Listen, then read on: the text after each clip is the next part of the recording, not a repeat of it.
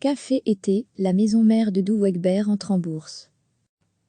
JDE, la maison mère de Douwe, a procédé vendredi à Amsterdam à la plus grande introduction en bourse d'Europe cette année.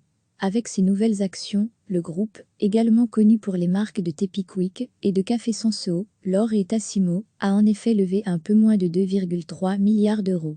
Le plan initial de JDE était de procéder à cette entrée en bourse la semaine prochaine, mais, en raison de la forte demande des investisseurs, l'opération a finalement été avancée.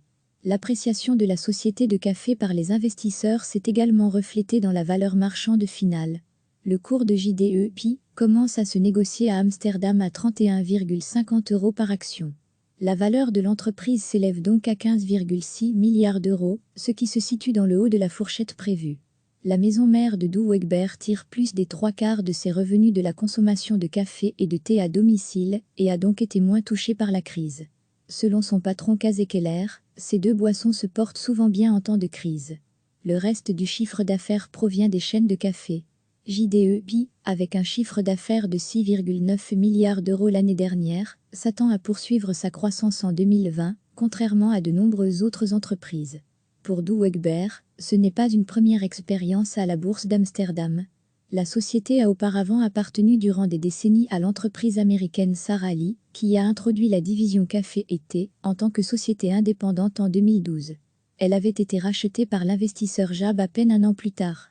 JDE, qui a vu le jour, lorsque JAB a fusionné ses activités dans le domaine du café en une seule société, a l'intention d'utiliser le produit de la vente des nouvelles actions pour réduire sa dette. En outre, les actionnaires existants ont racheté leur participation pour un montant d'environ 1,6 milliard d'euros. JDE, la maison mère de Douwe, a procédé vendredi à Amsterdam à la plus grande introduction en bourse d'Europe cette année. Avec ses nouvelles actions, le groupe, également connu pour les marques de Tepic et de Café Senseo, L'Or et Tassimo, a en effet levé un peu moins de 2,3 milliards d'euros. Le plan initial de JDE était de procéder à cette entrée en bourse la semaine prochaine, mais, en raison de la forte demande des investisseurs, l'opération a finalement été avancée. L'appréciation de la société de café par les investisseurs s'est également reflétée dans la valeur marchande finale. Le cours de JDE commence à se négocier à Amsterdam à 31,50 € par action. La valeur de l'entreprise s'élève donc à 15,6 milliards d'euros, ce qui se situe dans le haut de la fourchette prévue. La maison mère de Douwe tire plus des 3/4 de ses revenus de la consommation de café et de thé à domicile et a donc été moins touchée par la crise. Selon son patron Kase Keller, ces deux boissons se portent souvent bien en temps de crise. Le reste du chiffre d'affaires provient des chaînes de café. JDE, avec un chiffre d'affaires de 6,9 milliards d'euros l'année dernière, s'attend à poursuivre sa croissance en 2020, contrairement à de nombreuses autres entreprises. Pour Douwe, ce n'est pas une première expérience à la bourse d'Amsterdam.